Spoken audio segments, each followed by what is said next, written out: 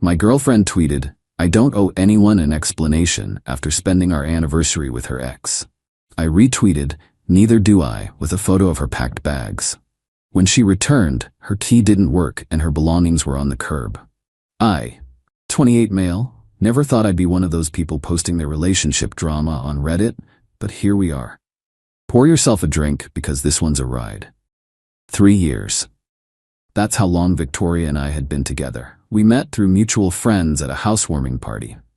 She was the type who could command a room just by walking in, not through loudness, but through this quiet confidence that made everyone lean in when she spoke. Dark hair, these green eyes that seemed to see right through you, and a laugh that made you feel like you were in on some private joke. We moved in together after 18 months. Split everything 50-50 on paper, but I was making significantly more, so I covered most of the actual expenses. Never kept score though. That's not what you do when you love someone, right? Wrong. Our third anniversary was October 15th. I'd made reservations at this little Italian place where we had our first real date. Nothing fancy, just meaningful. Bought her this vintage camera she'd been eyeing for months. She was into film photography, always talking about capturing authentic moments. The morning of our anniversary, she kissed me goodbye like any other day. Said she had a work thing that might run late, but she'd meet me at the restaurant by 8 p.m. 7:45 p.m. I'm at the restaurant. Ordered a bottle of wine. 8:15 p.m. Running late, start without me. 8:45 p.m. So sorry babe, this is taking forever. Rain check? I paid for the wine, left. Figured work happens, we'd celebrate another night. Then I opened Instagram. Her friend Julie had posted a story. There's Victoria in the background, clearly visible at some rooftop bar downtown. Timestamp 8:32 p.m. No work clothes. She's wearing the dress I bought her for her birthday. I screenshot it. Not out of paranoia, just instinct. Fast forward to 11 p.m. She comes home, tells me about this nightmare client meeting that went on forever. I ask her which client. She names one. I ask what they discussed. She gives details. She's good. Really good. If I hadn't seen that photo, I'd have believed every word. How was the restaurant? She asks, settling onto the couch. Fine. Ate alone. I'm so sorry, babe. We'll go tomorrow, I promise. I sleep on it. Maybe she went for drinks after the meeting. Maybe I'm overreacting. Next morning I check her friend's Instagram again. More photos from the night before, and there he is, Peter. Her ex, the one she told me was completely out of her life. The one who meant nothing anymore.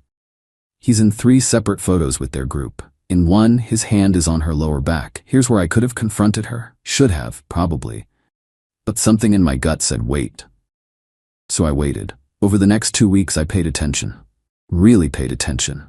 Late meetings became more frequent. Her phone was suddenly always face down. She'd step out to take calls. Classic signs, right? But I needed proof. Not for some dramatic confrontation, but for my own sanity. Then came the tweet.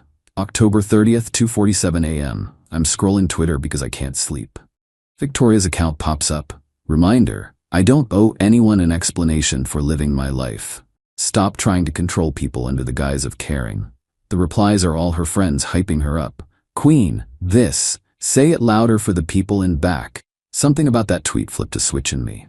Not anger, just clarity. I spent the next day doing research. Turns out, when you're not married and only one person is on the lease, you have a lot more options than you'd think. I was the sole leaseholder. We'd never gotten around to adding her name. Legally, having lived there for over a year and paying rent, or her portion of it, she had established tenancy. She was a month-to-month tenant. In my state, you need to give 30 days written notice to end a month-to-month tenancy, unless, and here's the kicker, the tenant has violated the terms of the lease. My lease had a clause about unauthorized long-term or repeated overnight guests. I'd been documenting. Peter had been coming over while I was at work.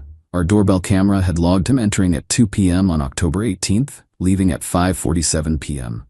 October 22nd, 1:15 p.m. to 4:30 p.m. October 25th, 12:30 p.m. to 6 p.m. I consulted with a lawyer friend. He confirmed that she was a tenant and I couldn't just kick her out. But for a clear lease violation, I could serve her a 3-day notice to cure or quit. It meant she had 3 days to either fix the violation, in this case, ensure her unauthorized guests stopped coming over, or vacate the premises. If she did neither, I could then file for a formal eviction in court. The plan was simple. Serve her the notice. If she ignored it, file the papers. Move on with my life. But then she tweeted again. November 1st, 3 p.m. Some people really think they own you just because you live together. Newsflash. Having a key to the same door doesn't mean you have a key to my life. I quote retweeted it. Attached a photo I had just taken, the notarized notice to cure or quit taped securely to our front door. My caption, neither do I. Then I waited. The first call came at 3:03 p.m. I didn't answer. The text started at 3:04 p.m. WTF is this? Nathan, are you serious right now? This isn't funny. Answer your phone. What is this notice? 3:07 p.m. I'm coming home. We need to talk. I was at a coffee shop by then, watching the doorbell cam on my phone. She arrived, saw the notice, and tore it off the door. She spent 20 minutes trying her key, knocking and calling me. Finally, I answered. What the hell is wrong with you? Nothing's wrong with me. Did you read the notice? This is crazy. You can't just throw me out. I haven't thrown you out. I have served you a legal notice for a lease violation. You have 3 days to comply or vacate. I suggest you read it carefully. Lease violation? What are you talking about? Unauthorized overnight guests. It's all documented. Silence. Then, I don't know what you think you know. I know Peter's been coming over while I'm at work. I know you were with him on our anniversary. I know you've been lying to me for at least 2 weeks. You've been spying on me. No, I've been paying attention. There's a difference. You can't. Where am I supposed to go? You have 3 days to figure that out. Or you can simply choose to follow the terms of the lease you benefit from. Your call. She hung up. The Twitter storm started an hour later. She deleted the quote tweet first, but screenshots were already circulating. Then came her response thread. Since someone decided to air our business on social media, here's the truth. My ex has been going through a mental health crisis. As someone who cared about him once, I was trying to help. My boyfriend decided that basic human compassion was cheating and is trying to illegally evict me. This is what happens when insecure men think they own you. The replies were split. Some calling me controlling and abusive. Others pointing out the timeline didn't add up. I didn't respond, didn't need to, but Julie did. Remember her? She posted her own thread. I've kept quiet, but I can't anymore. Victoria, you were not helping Peter through anything. You told us you were finally getting what you deserved and that your boyfriend was too nice to notice. I have receipts. And boy, did she have receipts. Screenshots of group texts where Victoria bragged about playing both of us. How she was waiting until after the holidays to leave me because she deserved one more good Christmas. My phone blew up. I turned it off. Went to a hotel for the night. Update 1. It's been a week. I thought the hard part was over. I was wrong.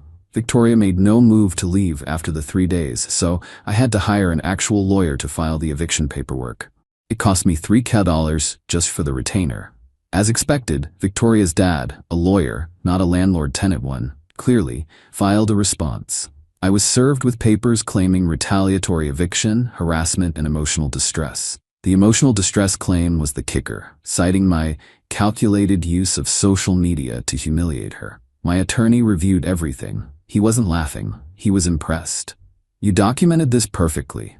The lease violations predate her tweets and your response by weeks. That's our shield against the retaliatory claim. But this will be a fight. She's hoping you'll pay her to go away. So we filed a countersuit for unpaid rent. I'd never noticed, but when I pulled our Venmo history for the lawyer, I found she'd been shorting me $50 to $100 every month for the last year. Oops, miscalculated. Thought rent was $1,650, not $1,700. It added up to $890. Then there were the utilities she was supposed to pay, groceries she requested money for but never bought, and furniture she claimed we'd split, but for which I had the full receipts. Total, $3,247. My attorney suggested we offer a cash-for-keys deal. We'll drop the eviction and countersuit if she agrees to move out in 7 days and waive all claims. Her dad's response, my client is willing to settle for $10,000 and will vacate in 60 days. Meanwhile, Victoria started a TikTok series about surviving narcissistic abuse, complete with crying videos and story times. The first video got 100K views. Then, Julie dropped another bomb. She DM'd me screenshots where Victoria was asking friends for money for a lawyer because Peter spent all his savings on crypto and can't help right now. But the real kicker came yesterday at Whole Foods. I hear, you've got some nerve showing your face in public. Victoria, with her mom. This is a grocery store, Victoria. You humiliated me. Do you have any idea what you've done? I posted a photo of a legal document. You're the one who made it a production. Her mom stepped forward. You're a small, pathetic man who couldn't handle a woman like my daughter. I know you were with Peter on our anniversary. I know he's been in my apartment. I know you planned to leave me after Christmas because you wanted presents first.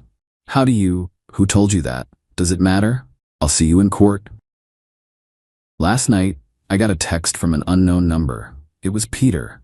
3 words, you were right. Attached was a screenshot. Victoria on Tinder, bio.